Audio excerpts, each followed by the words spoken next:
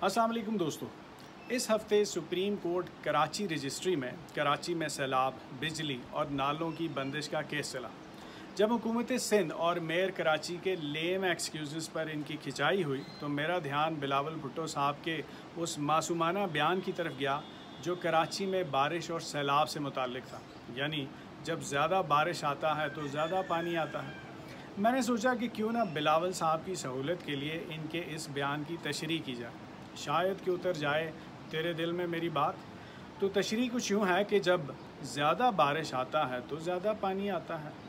जब नाले बंद पाता है तो पानी सड़कों पे आ जाता है, कूड़ा करकट लाता है और घरों में घुस जाता है। रोटी कपड़ा और मकान सब डूब जाता है। पर तेरा क्या जाता है?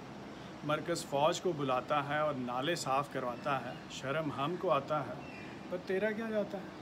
सुप्रीम कोर्ट बैठ जाता है शहर के हालात पर, हालत ज़ार पर, रंजो अलम से सिंध की हुकूमत बल्दिया के मेयर को साफ साफ सुनाता है।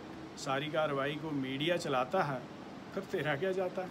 तो वही बात दोहराता है, ज़्यादा बारिश आता है तो ज़्यादा पानी आता है। जब ज़्यादा बातें आता है और काम से जी कतराता है, फिर तेरा यूँ जाता है कि जाला भाग जाता है और एक नारा लगाता है, घर तो सारे डूब चुके, अब किस घर से भुट्टो निकलेगा?